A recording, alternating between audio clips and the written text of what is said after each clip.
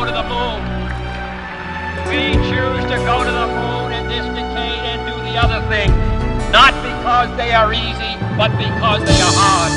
To show us that the spirit of man is limitless, that the pathway to the stars is open, and that this nation could lead the way. These three men from Apollo in truth showed us that we could be free of the earth to move of our own free will among the planets and the moons of our system. We want to spend a lot of money to go to Mars. I don't think Mars is someplace I want to visit. And it'd take a long time and a lot of money to get there. Being with the Earth at 800 miles an hour, due east, as Earth is rotating. If you stopped Earth and you were seatbelt buckled to the Earth, you would fall over and roll 800 miles an hour due east. The large and small clouds of Magellan that orbit our Milky Way galaxy and are easily seen in the southern hemisphere. They're small little galaxies. But our local group has several dozen such galaxies, sort of wandering around.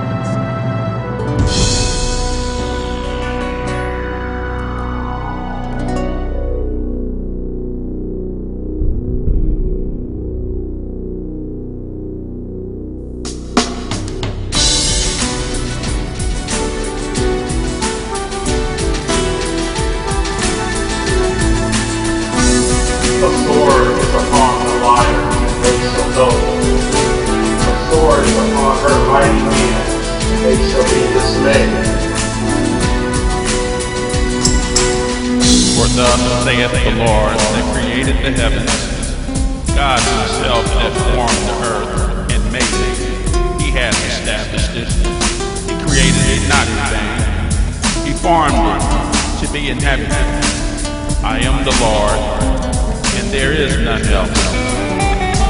And God made the firmament, and divided the waters which were under the firmament from the waters which were above the firmament. And it was so. And God called the firmament heaven. And the evening and the morning were the second day. And God said, let there be lights in the firmament of heaven, to divide the day from the night. And let them be for signs and seasons and for days and years. Let them be for lights in the firmament of heaven, to give light upon the earth. And it was so. And God made two great lights, the greater light to rule the day, the lesser light to rule the night. And he made the stars also. God set them in the firmament of heaven, to give light upon the earth, and to rule over the day and over the night, and to divide light from the darkness. And God saw that it was good. The evening and the morning were the fourth day. I think how quickly our differences worldwide would vanish if we were facing an alien threat from outside this world. And say it's spending it on the wrong things, when that NASA is a force of nature unto itself to inspire a generation to want to become scientifically literate, and one of the greatest problems this nation has today. Planets literally out there, and the universe is getting bigger. We know from our fancy telescopes that just in the last 2 years, more than 20 planets have been identified outside our solar system that seem to be foreign. Hast thou with him spread out the sky, which is strong, and as a molten looking glass? Then the earth shook and trembled.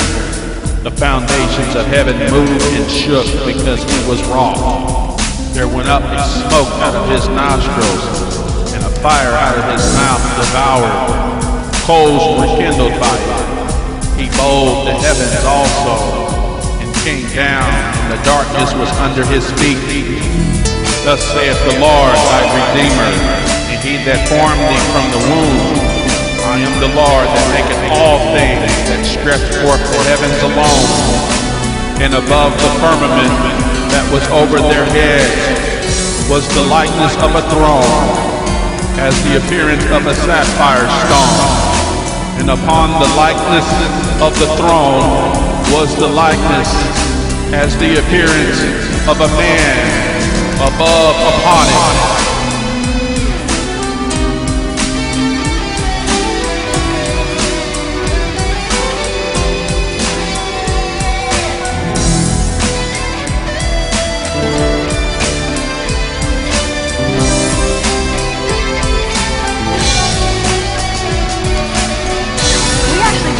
Inside the sun's atmosphere. We, along with all the other planets, are greatly influenced. The sun is one of over 200 billion stars in our Milky Way galaxy, but it is our closest, 93 million miles away from Earth, the golden dwarf. It is enormous, 900,000 miles across. Copernicus's model, in which he placed the sun in the middle of the solar system, with all the planets going around it. Have you ever wondered, if the sun rises every day and sets every night, where does it go when we can't see it? Well, nowhere. It's actually us that goes somewhere, because we're on the Earth, and our planet is always turning or spinning.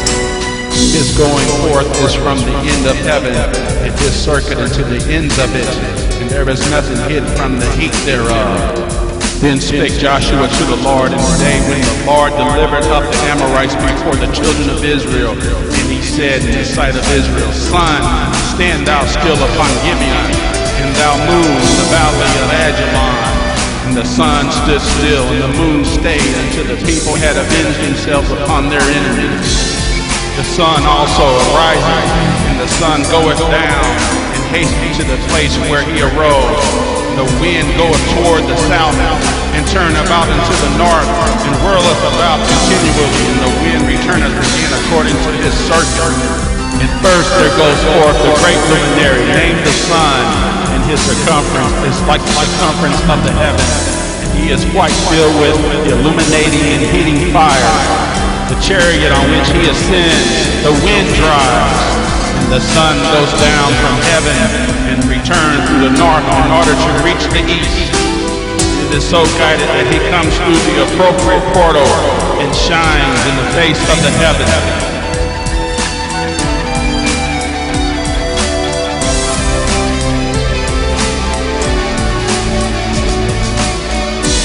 Photosynthesis is not some kind of abstract scientific thing. You would be dead without plants and their magical, nay, scientific ability to convert sunlight, carbon dioxide, and water into glucose, pure, delicious oxygen. This happens exclusively through photosynthesis, a process that was developed 450 million years ago. Oxygen is a waste gas, which the plants put out. People and animals use this very oxygen to breathe and continue living.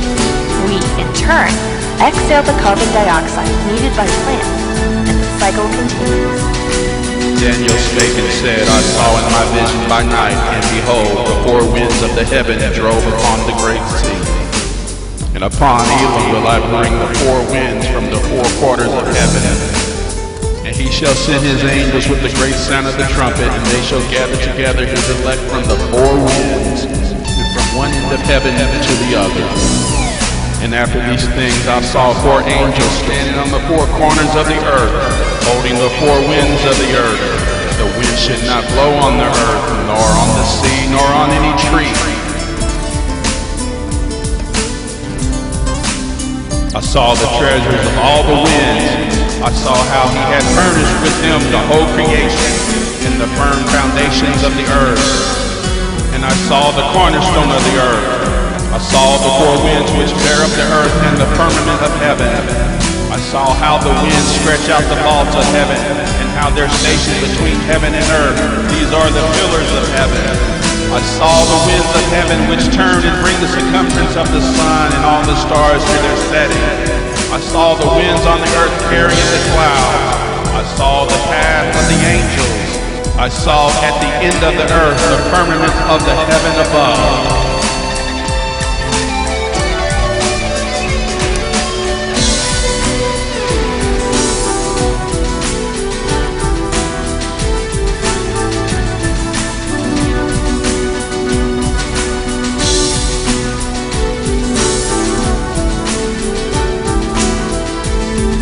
Have you got all of this so far? The Earth is rotating on its axis, creating day and night. At the same time, it's revolving all the way around the sun. Now here's the thing. As the Earth is both rotating and revolving, it's not sitting straight up and down. Its axis is actually tilting just a little. It's not all that much, but this tilt causes one part of it.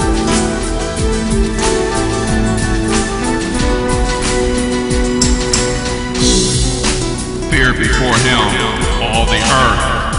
The world also shall be stable, and it cannot be moved.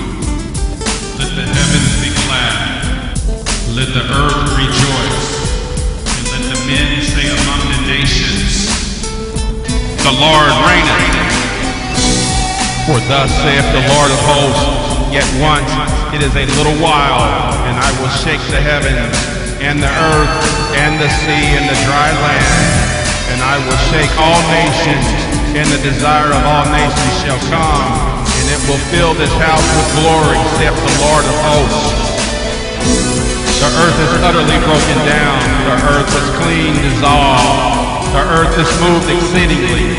The earth shall reel to and fro like a drunkard, and shall be removed like a cottage, and the transgressions thereof shall be heavy upon it, and it shall fall and not rise again. And it came to pass in that day that the Lord shall punish the host of the highlands that are on